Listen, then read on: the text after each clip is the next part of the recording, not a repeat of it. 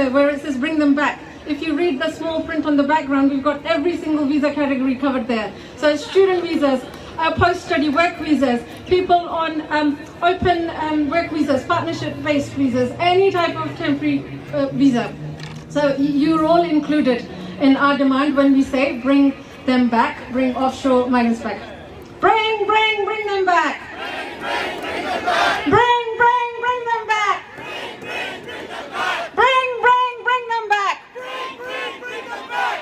So our next speaker, I am going to invite Joe Carolan to introduce our next speaker, Julia Liu.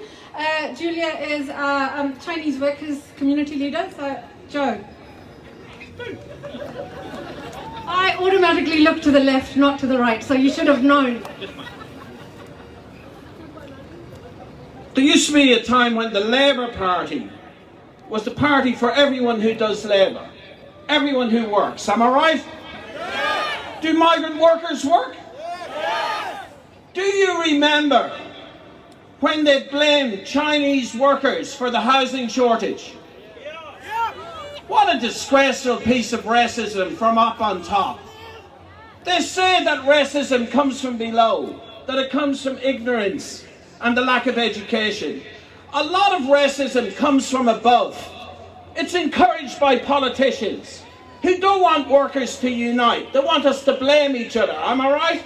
Yeah. Maori against Pakeha, gay against Shwed, men against women, migrant against native born. Let's stop this rubbish. Yep. Chinese people didn't cause the housing crisis. The government's caused the housing crisis because they don't build houses for people. So build houses for everybody. Behind me is a great group of Chinese workers who represent the future of the labour movement in this country. Chinese workers, Asian workers, Indian workers are getting organised. And the next speaker, Miss Julia Liu, was the president of See Unite, who organised hundreds of Chinese workers to stand up for their rights against exploitation. And maybe, just maybe, we'll all fight and get houses together. Give her a round of applause. Thank you, Joe. And also I have to say thank you all of my Kiwi colleagues and my friends. I feel so proud to stand here to give my speech. I will use Mandarin and English, so be patient. I will say some Mandarin now to all my Chinese community groups. 新西兰是一个多种族、多元文化的国家，移民一直以来都是一个热点话题。政客在大选时更是拿移民来大做文章。我们来到这里，不但带来了我们的美食和文化，更带来了我们的美德和精神。你们赞同吗？赞同。我们为新西兰的经济发展和文化建设做出了巨大的贡献，这些是有目共睹的。但是，今天我们发现，不完善的移民制度，让带着美好壮景的想来这里移民的我们的同胞们生活越来越糟，我们不知不觉的就成为了新冠疫情的牺牲品。弱势的移民被欺负、被侮辱、被歧视，我们正在被这个制度践踏和剥削，你们同意吗？同意。作为一个移民的我，自从踏上这片土地，我们从来没有停止过努力工作、努力奋斗和挑战自己，因为我们深知，我们来这里就是为了有更好的生活。我们为这个国家贡献着我们的才华、我们的经验和我们的技能，你们同意吗？我经常鼓励我周围的朋友和工会成员，当我们遇到困难时，我们需要有勇气和力量去战胜它。我们应该团结起来，共同面对，不要保持沉默。今天就是最好的时刻，为我们自己的权益发声呐喊，让政府听见，让移民局的审批速度加快让那些已经为这里为家的同胞们留下，给他们签发居留签证，让因为那些所在境外的持有工作签证的同胞们尽快的回来，让移民制度走向合理化、公平化。Now I will use English to translate what I said in Mandarin. Okay, New Zealand is a country of, New Zealand is a country of immigration. Migration is always a topic, whether the economy is up or down. New immigrants come here, support and build up New Zealand, diverse culture, and make our country stronger and more prosperous. Migrant contribution to this country is huge, and it cannot be ignored. But today, we have found out that the broken immigration system has made our migrants' lives harder and harder. Migrants have become the victims. We see the vulnerable migrants have always been targeted and discriminated against. We are bullied by the country system. We are bleeding from the exploitations. Being a Chinese migrant, since I arrived in this country, I have never stopped working hard and challenging myself. I knew I could not rely on their benefits. That is not why we immigrated here. We worked extremely hard, harder than others. And I believe that all of you have had the same experiences as me. I often encourage my friends and my migrant union members. When we face difficulties, do not be afraid. Stand up and speak up. Take ownership of your own life. Do not rely on others to protect you. You can fight back. You can protect yourself. Today is our time. We make our voice louder and let the government to hear. Let them to recognize our value and dedication. Let migrants stay. Give them a residency. Bring the migrants back who are stuck overseas. Thank you. Thank you, Julia. We will soon invite Ricardo Menendez March from the Green Party to address you all, and also Brooke, who is from Auckland Action Against Poverty. Why invite them together? Because Ricardo used to be the coordinator of AAAP, so that's the connection. But before we do that, we have got another person from the Chinese community who would like to speak to you all, Lane. And I know she represents the group at the back there. I can see the placards, Reopen EOI. So I think this resonates with most of us, where we make an expression of interest because we've got enough, or in many cases more than enough points. More than I recently met a family who had 220 points, but obviously, you know, they've suspended the EOI. They can't do anything with their skills as such. So we will hear from Lane soon. But once again, I want to thank you all for being here. And I know people have come from all over New Zealand. I know people have come from Christchurch. Anyone here from Christchurch? Someone got in touch with me. Yes? Thank you. I know people have come from Hamilton. Have we got Hamilton? Yes. Good. I also know there's someone from Rotorua. Yeah. Yes. What other cities do we have? Wellington, the capital city. Excellent. Tauranga. I know. Yeah, a lot of my brothers wearing turbans are from Tauranga. I know that. Te Puke. Yeah.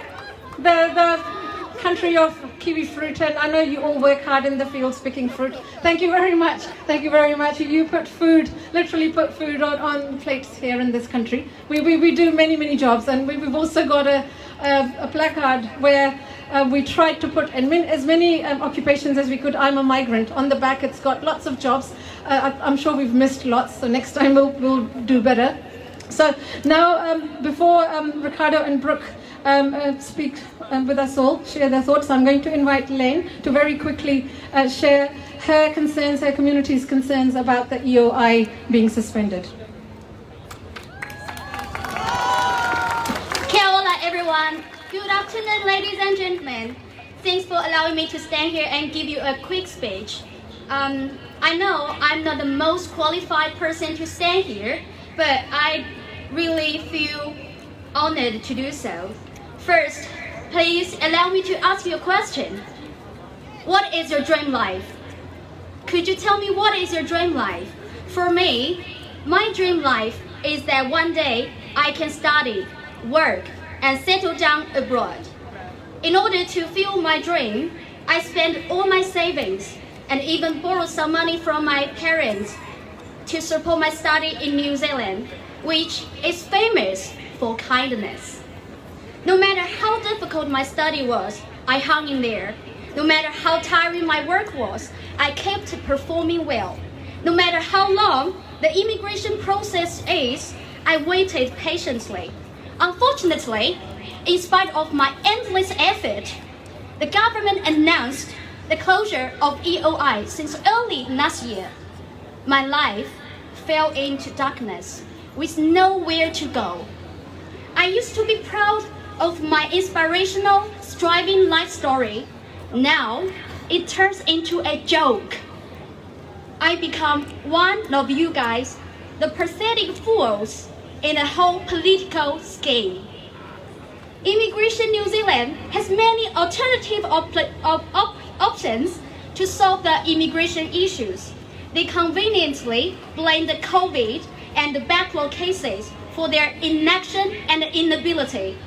They should have hired more case officers to deal with the backlog, but they still kept EOI closed. Now, they have announced that the new immigration policies will be released S-O-O-O-O-N, that means soon. But I feel the word soon is humiliated and ashamed by them. Well, INZ will be happy to refund your money, refund your application fees if you can't wait, if you are tired of waiting. That is really smart. Take me as an example. I have been here for nearly 4 years. I paid 15 times more on tuition fees than my fellow domestic students to study here. I contribute my youth and my tax to this country. I used to have other promising possibilities out of New Zealand. Immigration New Zealand should not irresponsibly use the word refund to solve the complaints and disappointments among the immigration community. We don't want your refund. All we want is the resumption of EOI selection and the creation of a pathway, the fair pathway for the people who are truly contribute and love this country. Thanks for listening. Thank you. Absolutely right. We don't want our money back. We want our applications to be heard in a timely manner. And I know through those EOIs, I think INZ is sitting on $5 million. We'd rather they hired more staff with that $5 million and dealt with the applications and clear up the backlogs. And I also want to acknowledge, I have seen 2 or 3 people from the immigration advisors world, immigration lawyers. That's a first. We don't usually get them at these marches or protests. So yeah, respect and kudos. Thank you to the immigration advisors as well. You know, obviously it's impacting them too, that they can't help their clients in a way that they would like to. So thank you very much for supporting us. And I also see people from many, many countries. We'll do that in a minute, where we can go around and see which countries we've got represented here. So I want to invite Ricardo Menendez March from the Green Party next. He's the immigration spokesperson for the Green Party, and Brooke, who is the coordinator of Auckland Action Against Poverty. I also want to inform you all that about 2 weeks ago, when we were preparing for this day and organizing our list of speakers, we reached out to the government requesting which MP or who they would like to send to address you all. And we got just moved from one department to the other, and finally we ended up about a week ago with the Office of Ethnic Communities and we are still waiting to hear from that office. So in the meantime, I feel like the Green Party is probably the only party who's announced, they are the only party who's announced a formal immigration policy, which is pretty much what you're all asking for. It sounds very similar. So Ricardo and Brooke.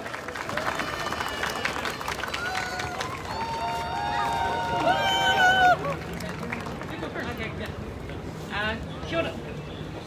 Yeah. Okay. Thank you so much. Kia ora tātou, talofa lava. I'm Brooke Powell Stanley. I'm from Auckland Action Against Poverty. And we're here in solidarity of the Federation of Aotearoa Migrants. We think, I'm going to start off just by saying that the government, I'm also from a migrant family. My uncles were in the Polynesian Panthers, so it feels very personal to me that the government is now blaming another community for issues that they've created. The government's been doing this from way back in the day. I want to acknowledge tangata whenua. Our struggles are also interconnected with tangata whenua. So it's kind of ironic that the government actually came here as migrants and settlers, set up their own establishment, dispossessed tangata whenua, and then have blamed other migrant communities for their own issues. They started with the Chinese community, then they blamed the Pacific community, and now, it's ongoing. Also, I think it's really important that we don't buy into the ways in which they divide us. It's important that we stand in solidarity together because we're all fighting across different kaupapa for change. We need change from this government, and so it's so important that we don't listen to them, we don't buy into their narratives and blame and fight each other. We actually need to come together across the whole of New Zealand to fight for the change that we believe in. And so, thank you so much for being here. Thank you so much for inviting us. And thank you.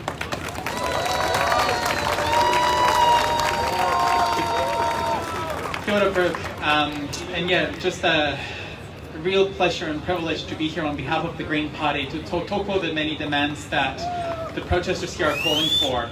And we proudly stand as the one political party that has consistently put out a comprehensive plan for immigration reform. And so I just want to stand fully behind the calls for a broad pathway to residency program, because it's not acceptable that migrants have been waiting for years in a pool, waiting, and now with an imminent immigration reset, your livelihoods are at stake. And I want to make it clear that for all the politicians talking about the fact that this is about you contributing to the economy, or whether you're taking up resources and infrastructure, politicians forget about your livelihoods, about your inherent right to a life with dignity that you have here. And it's unacceptable that our government has relied on migrant labor to build our tourism industry, our dairy industry, the construction industry, and is now pushing an immigration reset where they have given us no clarity on whether there will be pathways to residency included in this new type of work visa. So we are calling staunchly for a pathway to residency. I also want to acknowledge that our migrant communities are incredibly diverse, and one of the groups that has consistently faced barriers to access residency are those with health conditions, disabled people, those living with HIV. And our immigration system is incredibly discriminatory to disabled people, and we're fighting hard to make sure that our disabled communities can attend school, can participate in our communities, and that they're not just seen as a cost. Because when you are seen as a cost, your humanity is taken away, or you're simply seen as economic units. To our migrant communities offshore, we're fighting really hard to send a message to Chris Bufford to extend visas for people who are offshore. The government needs to commit the goodwill that they send to our communities who are waiting to come into the country. And I do not buy into the narrative that the minister has said that this is about people wanting to just simply reopen the borders and risk our public health approach. I think all of us fully back a public health approach to the pandemic, but this is quite different from the discrimination that people from countries like India face to just even be able to apply for a border exemption because you're from a non-visa waiver country. This is different from the hard conversations we need to have about whether we're managing MIQ correctly, and we're here for those conversations. No one wants COVID to enter this country, but this does not mean that we cannot put a blueprint for our communities to be able to know when they'll be able to come to Aotearoa.